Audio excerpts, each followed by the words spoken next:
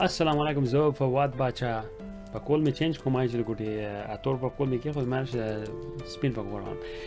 اوس ګوره تاسو به اوریدلی فود مارکیټ چې کوم دی ډیلیوري کور هوم ډیلیوري چې دا هغه نن سبا د هغې سکوپ د حد نه ورو سیوا کیږي په یو اس کې ډور ډیش چې کوم دا یو کمپنی ده هغه تقریبا د دې فود ډیلیوري مارکیټ چې کوم دی د هغې ډامیننټ دی مطلب دا دی چې هغه د حد نه سیوا مارکیټ چې کوم دی هغه ونیو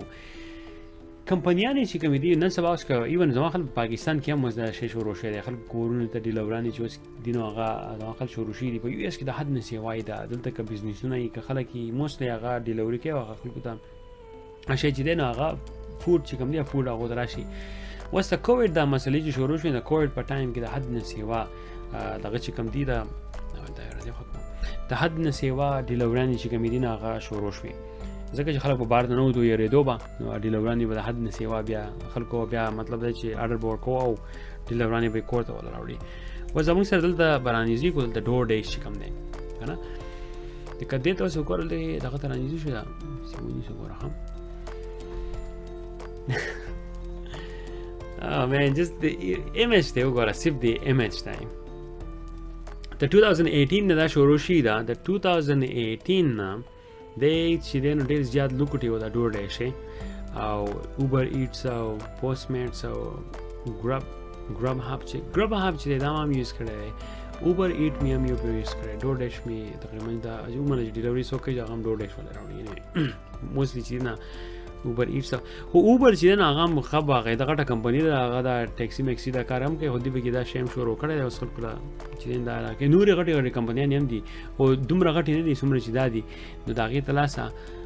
ډور ډیش چې کوم دی تقریبا هغې په یو اس کې حد نه سیوا مارکیټ چې دی نو هغه دی ورکړی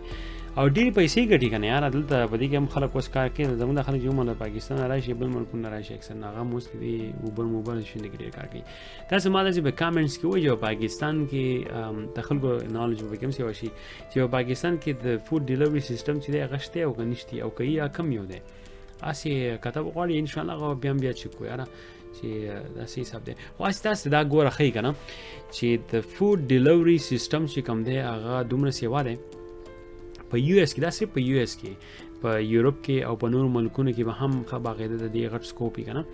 نو چې دومره دلته خلک دا شی کوي نو مطلب دی د کمپنیانو ته پیسې نه راځي یاره هر یو شی دي داسې په طریقه باندې راښکړی د کافر زمانو چې پیسې چې دي پیسې جنریټ کوي سړی ورته اریان شي چې یاره څه د کافر زمان دي مطلب کافر زمان خو دي سړی ورته اریان شي یاره دا پیسې دي څنګه دي چې طریقه کار ول راښکړی د هغې په ترو باندې دا ټول خپل بزنس چې کوم دی نو هغه چلوي زه امید کوم چې تاسو د انفارمیشن لږ پیدا والی او زده کړه تاسو لږ نالج وشي الله په امان